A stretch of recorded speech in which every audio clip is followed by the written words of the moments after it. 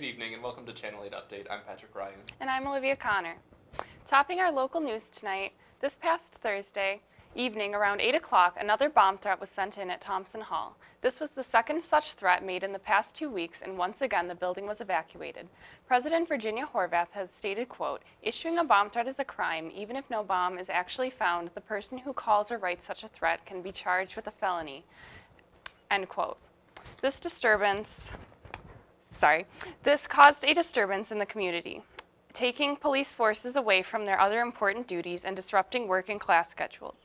Crime Stoppers has offered a reward of $1,000 for intel on the identity of the perpetrator. If you have any information regarding this case, call Crime Stoppers at 716-867-6161. And in addition to these scares, the university is improving the emergency procedures that take place. An information disruption occurred with the first threat due to a technical error. Jeff Woodard, the director of communications, said that the listserv, an application that sends messages to a subscription list, had a technical error. According to Woodard, the technical error was fixed immediately and showed during the second threat. Since Fredonia uses the New York alert system, the messages send out an email, radio, cell phone, and social media alerts, Woodard says, and that the Fredonia Marketing and Communications Department is also working to find an efficient notification program, increasing how often these systems are tested out to assure they work properly and quickly. Halloween weekend was not without controversy this year, as student uproar has been ignited by a social media posting showing a Caucasian female girl posing with a Caucasian man, the man wearing blackface in addition to a rainbow wig. The girl's Snapchat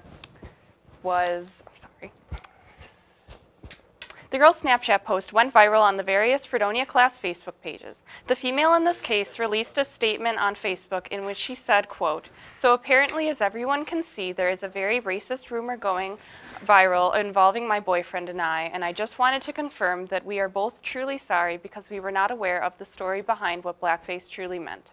Mostly he feels horrible about the whole situation and had no intention of trying to disrespect any race. For future reference, instead of assuming that it is always best to get the real facts instead of judging a book by its cover and stating false information about someone and ruining their reputation. Thank you. I hope everyone understands the situation now, and I hope you all have a good day," end quote. Following this Facebook post, she and her boyfriend have received major backlash from the campus community. And Olivia, President Horvath had this to say in a campus email stating, quote, "Over the weekend, an event occurred at an off-campus Halloween party that has caused concern on campus and generated many social media posts. I'd like to provide some information about this incident and comment on it," end quote.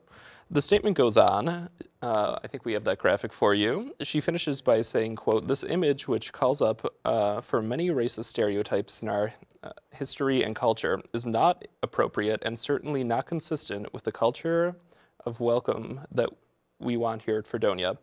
Regardless of the intention, wearing blackface is demeaning and insulting to many on our campus, including African Americans. For more information about blackface and its troubled history," end quote. President Horvath then provided a link to Wikipedia and The Atlantic regarding blackface.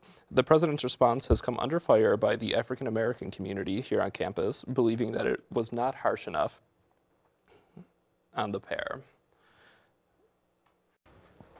Tonight, reporter Sam Lewandowski brings us the story behind a proposal earlier this semester, right on campus.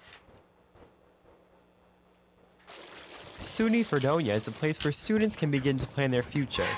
For Rodrigo Rodriguez and Amanda Nadvornik, that future includes each other.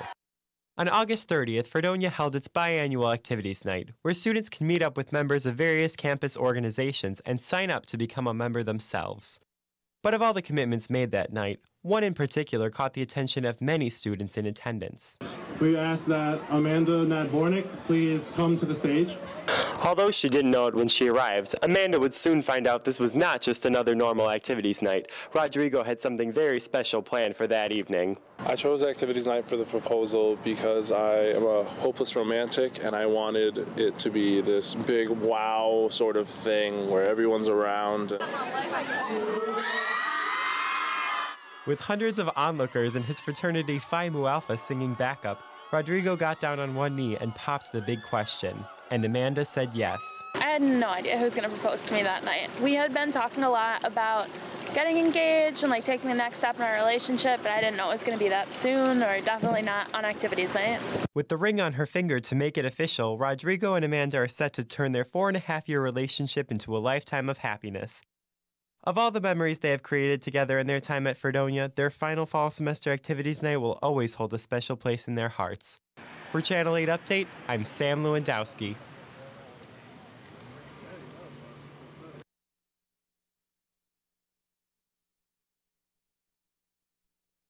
All right, and all that sunny weather is making me jealous. Lucas Butchko is off for tonight, but Carl Aldinger joins us with your Channel 8 weather update. Carl, good evening. Good evening. Well, we had a bit of a gloomy Halloween. It was raining and cold and windy all day, and it even started to snow mildly. However, the snow doesn't look like it's going to keep up throughout the next week, and hopefully we'll actually start seeing some of the fall weather that we want. It's going to warm up just a bit as we head into the weekend, and we're going to see highs in the low 50s and lows in the low 40s. But on Thursday, we can expect temperatures even into the low 60s. However, the rain does look as though it's going to continue throughout the next weekend. But we'll take a look at the 7-day forecast a little later. Olivia and Patrick? All right. Thank you, Carl. I'll be sure to keep my umbrella on standby. I love umbrellas. I don't have one, actually. You don't? I actually really don't like umbrellas, but I think they're kind of a nuisance. Mine broke. They're annoying. They are annoying. Like, just wear a coat, honestly. Your national headlines and sports desk are ahead in just 5 minutes.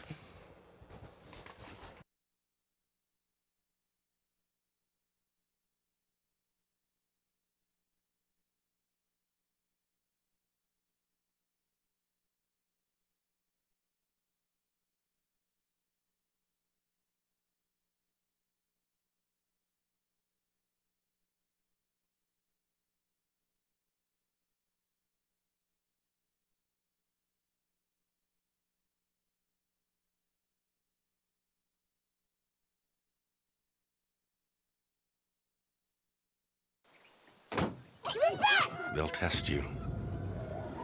Try to break your will. But however loud the loudness gets, however many cheese puffs may fly, you're the driver, the one in control. Stand firm. Just wait. And move only when you hear the click that says they're buckled in for the drive. Never give up till they buckle up.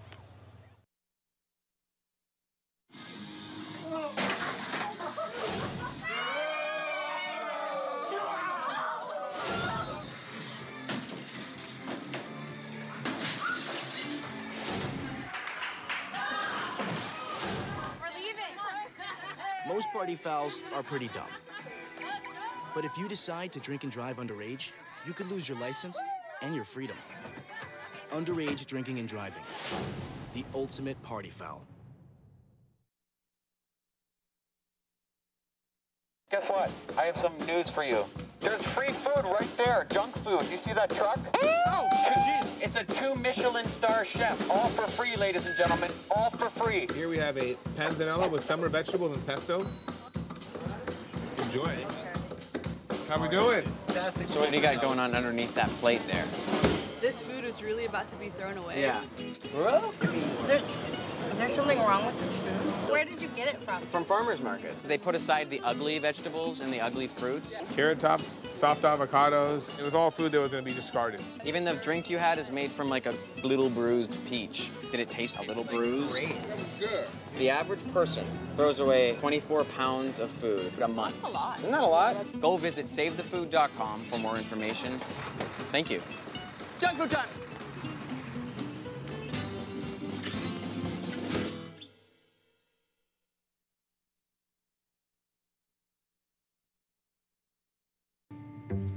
But you are exactly what I'm looking for.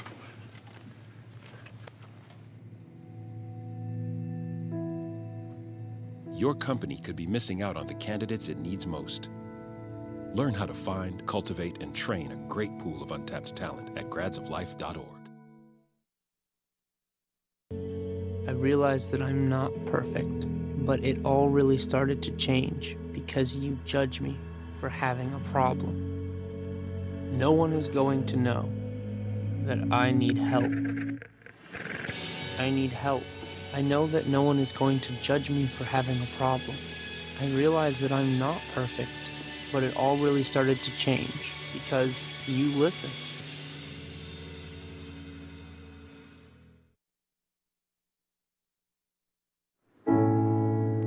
I guess sometimes things just happen. Devastating things. It's got nothing to do with fairness. Bam. Your whole world changes in an instant. And you never see it coming.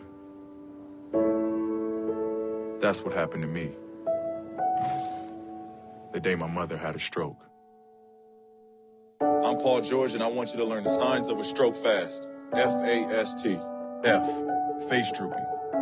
A, arm weakness. S, speech difficulty. T, time to call 911. Because the sooner they get to the hospital, the sooner they'll get treatment. And that can make a remarkable difference in their recovery. Protect the ones you love. Spot a stroke. F-A-S-T. Fast.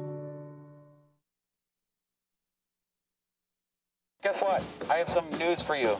There's free food right there, junk food. You see that truck? Oh, jeez. It's a 2 Michelin star chef. All for free, ladies and gentlemen. All for free. Here we have a panzanella with summer vegetables and pesto. Enjoy. How we doing? Fantastic. So what do you got going on underneath that plate there? This food is really about to be thrown away. Yeah. Bro? Is there something wrong with this food? Where did you get it from? From farmers markets. They put aside the ugly vegetables and the ugly fruits. Carrot top, soft avocados. It was all food that was going to be discarded. Even the drink you had is made from like a little bruised peach. Did it taste a little bruised? Great. It's good.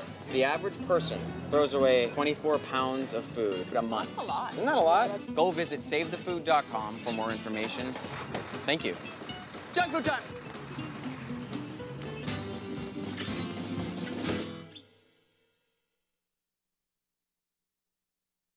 Welcome back, everyone. On the Ohio State Highway, a 10-year-old boy led a police chase on an hour-long car chase. The boy started in Cleveland and went through 3 counties. The boy allegedly stole his mother's boyfriend's car, and the police were called to the chase. The police said that the vehicle at one point reached up to 100 miles per hour. The troopers used stop sticks that forced the boy to go off the road and onto the side. Eventually, the police vehicles were able to box him in and end the chase. Police said it was the second time in 2 weeks that the boy had stolen the car for an illegal joyride. Luckily, no one was injured, and the boy was taken into custody. Olivia? Yet another unforgivable act of domestic terrorism was committed yesterday when a lone driver steered a pickup truck into a busy bicycle lane in Manhattan. This attack near the World Trade Center took the lives of 8 people and sent at least 11 others to the hospital with serious injuries. The suspect was identified as Sayfullo Saipov, a 29-year-old man from Uzbekistan who has been living in the United States since 2010. Many individuals with first-hand accounts of the incident claimed that Saipov repeatedly yelled Allahu Akbar as the rampage was taking place. After Saipov was shot and taken into custody, authorities found a note within the truck, a rented vehicle, which claimed that the attack was in the name of ISIS. This reaffirms that although ISIS is losing the territorial foothold in the Middle East, the radical ideology which it condones is still very much alive, and it constantly threatens to take hold of those alienated by Western society. The 2017 California wildfire season has been one of the most intense seasons yet, especially in the month of October. Hundreds of thousands of acres have been destroyed, and over 40 people have died as a result of the fires. Cressa Shepard, a 17-year-old and high school junior, is the most recent victim after attempting to outrun the fire. Cressa and her parents received serious burns to almost half of their bodies. Meanwhile, her 14-year-old brother died in the flames. Cressa was determined to be brain dead upon arriving at the hospital, but her aunt says, quote, "They kept her alive so we could say goodbye and eventually stopped the machines that were assisting her," end quote. While Cress's parents remain in the hospital in fragile condition, they were unaware rather of their children's deaths, and according to Cress's aunt, will not be informed unless they ask. Cress's death raises the count to 43, and her brother's deaths shed a personal light on the wildfires, which have impacted, devastated, and even destroyed thousands of homes. A glimmer of hope comes in that predicting firefighters will successfully contain the rest of the wildfires sometime this week. Patrick, thank you. Aaron Sember joins us now with sports. Hi, Aaron. Good evening, everyone. In local sports, Fredonia's women's volleyball team bested Rowan in a close 3-2 win game. They won the tie-breaking set 15-13. This win pushes their record to 19 wins and 9 losses. Head coach Jeff Braun said, quote, "Rowan is a good team, and they are big up front and have a strong offense. They frustrated our hitters and put a lot of pressure on us. They forced us into playing their game for a while in the middle of the match, but we did a great job getting back to our game and pulling out the win." End quote. Fredonia is the number 2 seed and will be heading to Brockport next week to play then. Congratulations to WNYF's very own Ethan Francis, who was inducted into the SUNYAC Cross Country Hall of Fame this past Saturday. Ethan needed a top 10 finish, and he finished in 7th place. He joins 32 other Fredonians in the Hall of Fame. Congrats, Ethan. And in national sports, the Pro Football Hall of Fame will allow veterans and current military members to visit the museum for free in November to honor the military. This offer was made due to the NFL players kneeling during anthems to protest social injustices, particularly against African Americans. The free admission is funded by the Goodyear Tire and Rubber Company. And that is your sports. All right, well, Aaron, we thank you, and we'll be back in just a moment. See on page 4 that the projections need to be blood. Next Thursday? Seriously? Thursday? Can't do that. This is really inconvenient. I have yoga that day. I have no time for this. So. I can't do Thursday, but I can do Friday. Disasters don't plan ahead. You can. Talk to your loved ones about how you're going to be ready in an emergency. Don't wait. Communicate.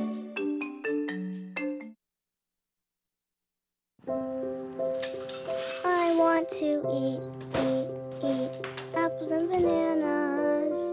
I need to eat apples and bananas. Why can't I eat apples and bananas? Support the Feeding America nationwide network of food banks to help provide meals to those in need. Join us at feedingamerica.org.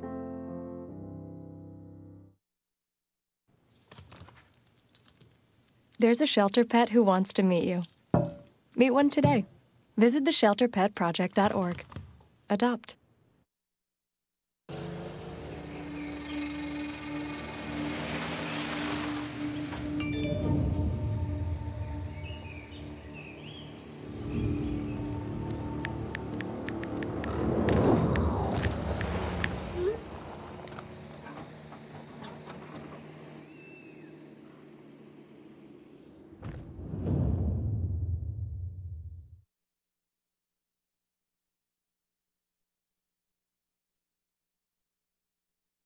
I dare you. I dare you to change the world. Yeah, you. Getting that college education. I dare you to be somebody important. Like be a teacher. Or a reality TV star.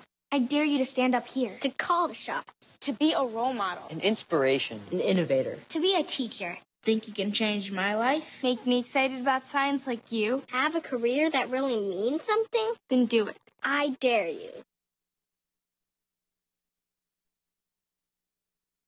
I'm Anne. I'm a scientist. Recycling takes a team. Why don't you let me and me help you out? Everyone plays a part.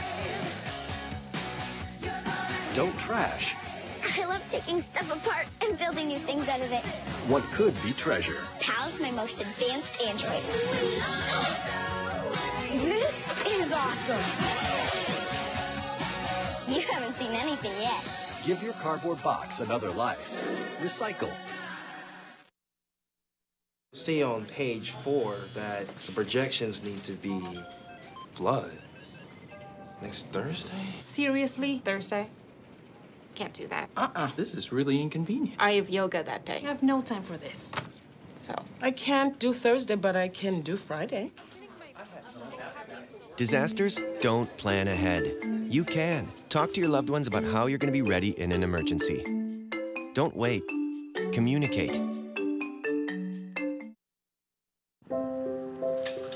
I want to eat apples and bananas. I need to eat apples and bananas. Why can't I eat apples and bananas? Support the Feeding America nationwide network of food banks to help provide meals to those in need. Join us at feedingamerica.org.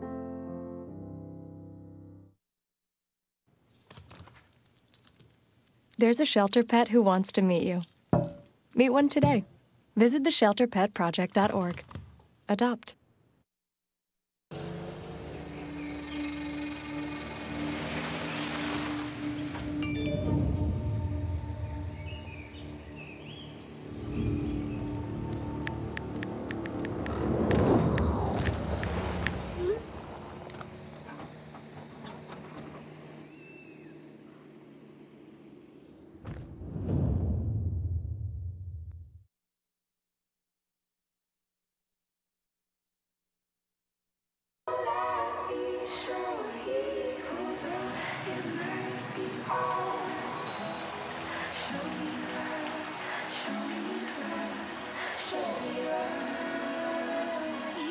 I got a crick in my neck, limp in my step, cramping in my muscles every time I try to flex.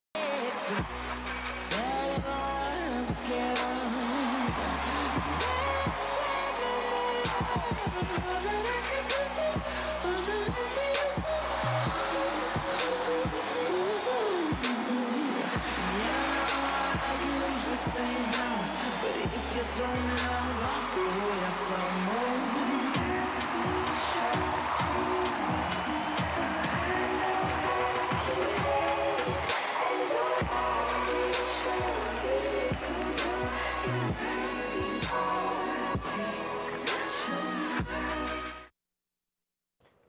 Welcome back to Channel 8 Update.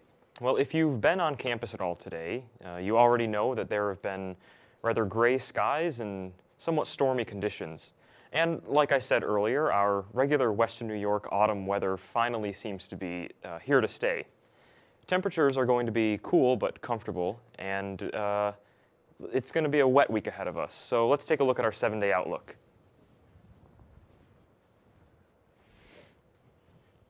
So tomorrow we're going to have we're going to see temperatures in the low 60s down to the low 50s, and then for the rest of the week ahead, it's going to be temperatures in the high 50s to the low 40s and even the high 30s. And we're going to see some showers on Friday, but it's going to clear up a little bit on Saturday, and then we'll see some rain again on Sunday, Monday, and Tuesday of next week, with the cooler temperatures here to stay. So as we start November, it looks like it's going to be a rather wet month ahead of us.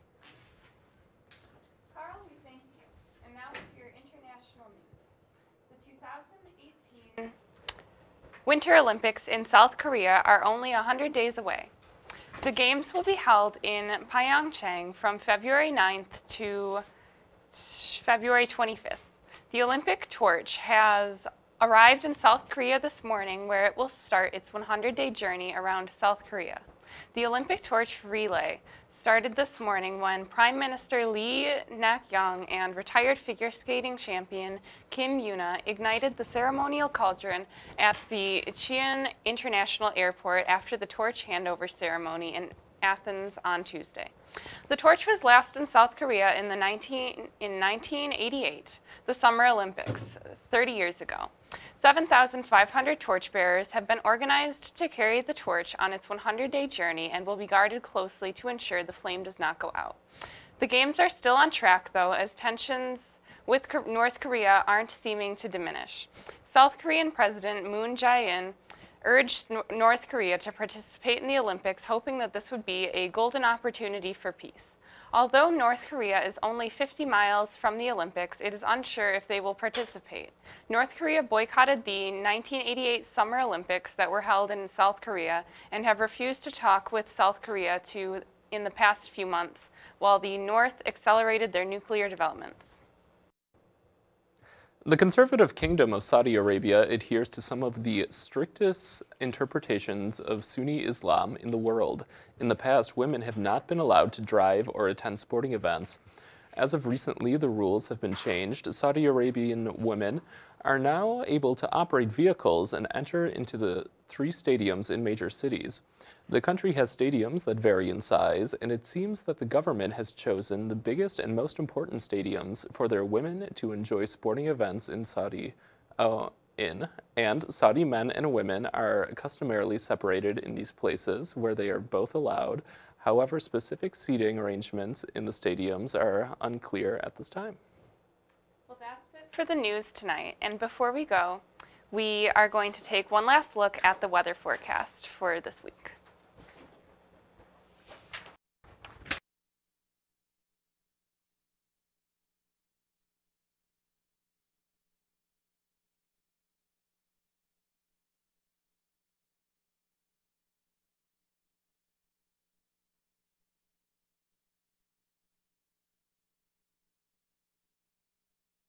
All right, and Fred Before Bed will air at 10 p.m. tonight. And on behalf of the entire Channel 8 Update team, good night.